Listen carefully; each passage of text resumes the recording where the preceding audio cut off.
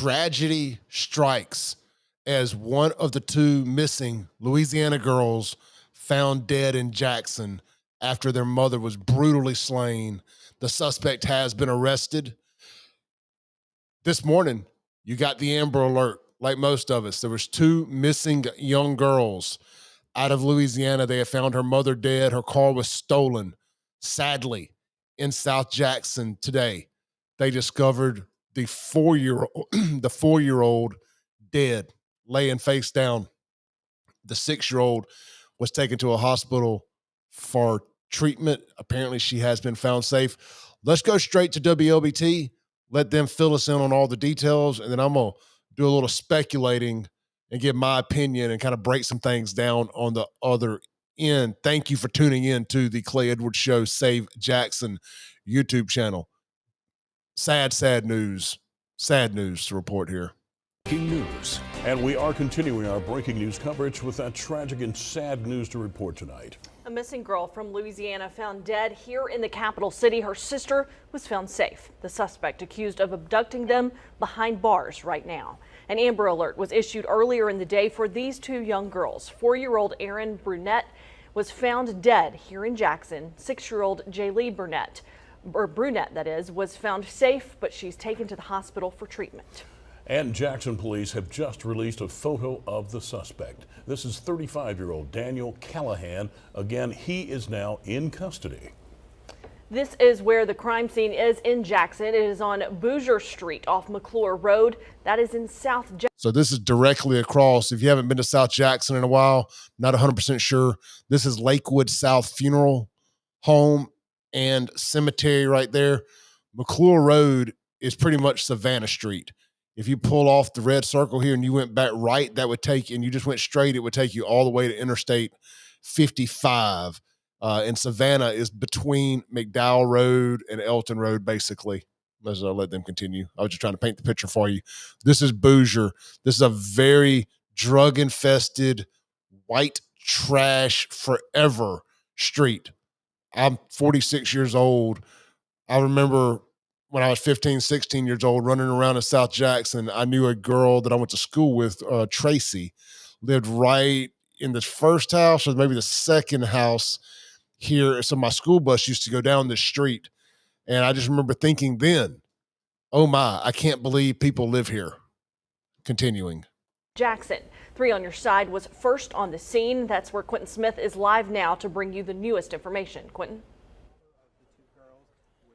That's right, Courtney, and it is still a very active scene out here right now. Investigators have been out here for hours. I'm going to step to the side just so you can see how things are looking. Now, the suspect, Daniel Callihan, he left the scene in the back of a Rankin County Sheriff's cruiser roughly 30 minutes ago. It was a heavy police escort. Multiple agencies are out here on scene, including ones from Louisiana. Now, the car Callihan is believed to have been driving has been recovered here on Boozier Drive. It was found behind a home. Now, the two girls that he's accused of kidnapping were found in the woods roughly 40 yards away from the home. As you mentioned, one was found dead. That's 4-year-old Erin Brunett. Now, the suspect is believed to have been here in Mississippi since last night. This all dates back to Louisiana, when the mother of the two girls, Callie Brunett, was found brutally murdered in Loranger, Louisiana, which is roughly 2 hours away. She's been missing since Tuesday. Investigators believe Callihan killed her and then kidnapped the two girls. Jackson Police Chief Joseph Wade calling this incident tragic and devastating. Now, before we let him talk here, I don't know if it's going to have the quote here, but he mentions something, because I read it on WLBT earlier, that they do believe they have stumbled upon a human trafficking ordeal, and that there were small animal cages that they believe humans were being kept in. This is a bigger story than just the tragedy in and of itself. There may have been a child human trafficking organization being run right here on Boozier Road, Drive, Lane, whatever it is, in South Jackson. And I'm going to tie this back to the piece of crap mayor in Jackson not allowing police to do their jobs. There's no reason anything should be this wide ass open where they're keeping kids in cages in a major capital city anywhere in the United States. That's my question. Why Jackson? Why are you here? Oh, I will tell you why they're there, Chief. They're there because y'all aren't. This ain't your fault. I like you, but for the last decade, JPD ain't been there. People have been able to do whatever they want right up under y'all's nose for the last 10 years. Why did you bring these children here? Why did you take this child's life here in Jackson? A lot of questions to be answered. And as you know, this has been a very wide crime effort. You know, it started down in Louisiana. That's why you have so many agencies here on scene. Of course, we're going to work with all of our federal partners as we do all the time. So when it comes to Callihan, he was captured in the woods by a K-9 unit. His last known address is here in Mississippi in Lincoln County. We're told Callihan and the mother of the two girls were acquaintances. At this time, there's no word on the manner of death for the 4-year-old. Back out here live, again, this is still very active. I did speak to one person living out here. He did not want to go on camera, but he said they first caught wind of Callihan being out here around 1:40 this afternoon. They then called that into police. But again, you have multiple agencies from Mississippi and Louisiana out here on scene, including the FBI and MBI. MBI, they've now taken the lead on this investigation. But of course, we will continue to remain out here, and we'll be sure to bring you all the latest updates, both on air and online at WLBT.com. But for right now, that's the very latest from here on Boozier Drive in Jackson. Quentin Smith, 3 on your side. And we want to show you this original crime scene in Loranger, Louisiana. 35-year-old Callie Brunett was missing for over 24 hours before being found brutally murdered in her home. Louisiana State Police say the kids were abducted before 8 in the morning and issued an Amber Alert at 12:28. All right, now you can read. Okay, so let's unpack this a little bit here. And I'm going to do a little speculating, and some people may say that's wrong, Clay. You should just let it play out. But they told us a lot in this whole deal. I want to get down here to here's what the chief of police said. I think this is really, really important here. Let's see. Right here. Says what it looks like, this may be a location where there has been some human trafficking done. We see cages, small animal cages. It's very, very disturbing to me as police chief and as a father to witness and see what I just saw, he said.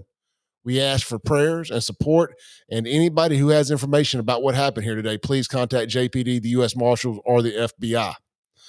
So I bring that up because if that's true, it brings into question what was the intentions of this guy going down there to Louisiana.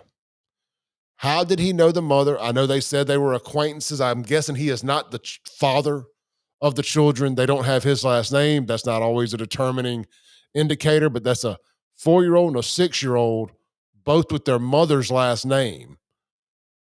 And I'm guessing that maybe their dad is no longer in the picture. So here's what I'm thinking. I don't know where the dad is. We're going to take that out of this. Did these two meet online somehow or another? If this guy is part of a human trafficking operation, as the chief of Jackson, Mississippi police is insinuating when he says what it looks like is this location may be where there has some human trafficking has been done. I butchered that a little bit, but you get my point. Did they possibly meet online? You know, she told him she has a couple young girls. Just, hey, you start talking to somebody new that you're dating or seeing or flirting with online, you know, hey, I got kids, yada, yada, yada. And oh, I want to come down. I want to meet you, whatever. You know, his handlers, he lets them know, hey, I've got this girl. They got a 4, they got a 6-year-old. If you watch the movie Sound of Freedom, and you've been keeping up with this type stuff, you know, it ain't abnormal at all for people to abduct young kids and get them into the trafficking world to sell them, whatever. Did he go down there with intentions of getting those kids on purpose and killing the mother was all part of the plan? It certainly looks that way if you put weight into the words of the chief of Jackson, Mississippi Police. And I do. Because I think he's a smart man. I think he's a good cop. And I think he probably told us more than he was supposed to. Just my opinion. Sad situation. A young girl has lost her life. This is the piece of crap, human feces, Daniel Callihan, that did it. They need to be wherever he has family in this state, they need to have their foots so far up their asses that they have a imprint of their shoe in their intestines. Sad situation. Why? How did he end up on Boozier Lane, Street, whatever it's called? What's the name of that road? I'm tired of getting it wrong. Boozier Drive. That is a strange place to just magically end up. He knew somebody there. And the fact that they mentioned they had cages, small animal cages, presumably for human entrapment. My God, what's going on in South Jackson? And this goes back to the mayor of Jackson. For the last 7-8 years, has seen a exodus, the largest exodus over a period of time, over that amount of time, 5, 6, 7 years, of police and citizens, for that matter, in the history of the city. When you ain't got but a couple hundred police in a city where you're supposed to have 500, criminal organizations set up shop. Also, Mississippi Bureau of Investigations has taken lead on this investigation. I talked to Sean Yerkeron earlier, my radio co-host, former 10-year assistant DA in Hinds County, prosecutor. He'll be on the radio show with me this morning from 7 to 9 a.m. Who gets to prosecute this guy? He killed the mother and kidnapped the 2 girls out of Louisiana. He comes to Mississippi, kills the daughter. What state is going to want to get their tentacles in this guy the most? Mississippi law and Tennessee law, and Louisiana law both allow them to prosecute all the crimes in either state. So Mississippi, in theory, could prosecute him for the kidnapping and the murder of the mom as well as the daughter that died here, and vice versa. Louisiana also has a law where all the crimes could be transferred back down there and him stand trial for them there as well. Do you let Louisiana handle this because it all originated there, or because the kid was killed here, do you try to take control of it? Hinds County DA Jody Owens is about this close to allegedly being indicted by the FBI. This happened in Hinds County. He could step in and say that he wants to prosecute it. I don't think he needs anything extra on his plate. And by this time next week, he might not be the DA, if you to believe all the rumors out there. I think that's going to be a big curveball in this situation. Does he take this because it helps public sentiment? Is he forced to resign as part of a plea deal? We don't know any of this. Right now, what we do know is this sick bastard's in jail. A 4-year-old girl has been murdered. You just got strung out on meth. You can just tell he's just one of those.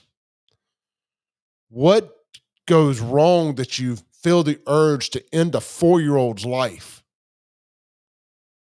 And why not the 6-year-old? Thank God. But what could the 4-year-old have possibly been doing for you to do that?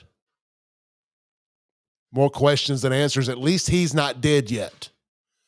And we'll possibly be able to get some answers out of this guy. Kudos to all the law enforcement involved. I know I was a little hard on the chief there, but that wasn't directed towards him. That was directed towards a history of ineptitude in JPD prior to him becoming chief. Prayers for all of the law enforcement that were involved in this. Having to see what they saw when they found that young girl deceased, as human beings, as law enforcement, as a lot of them being fathers, that has got to be absolute. It's got to cause PTSD. And I talk about this a lot on my radio show, and I'm going to wrap this up with this. Everybody likes to bust cops' balls and, oh my God, they were rude to me. They had a bad, all I did was whatever. Cops were mean to me. Try seeing what they saw today by lunchtime. I always say this. They see more by lunch than you may see in your whole life when it comes to tragedy and horrific crime scenes, accident scenes, all that. And they're expected just to flip that switch like it didn't happen when they have their next public encounter, whether it be pulling somebody over, running into somebody at a restaurant, or going home to their wife or family or husband or whatever. It's hard to flip that switch when you've seen a murdered 4-year-old. Prayers for them. This has been the Clay Edwards Show, whatever you want to call this. I'll be live on the radio this morning, 7 a.m. to 9 a.m. We'll be discussing this in detail, much further into it. Maybe some more news will break. I'm actually recording this the night before, so it posts at 5:30 in the morning. We'll see what happens. Tune in. Thank you.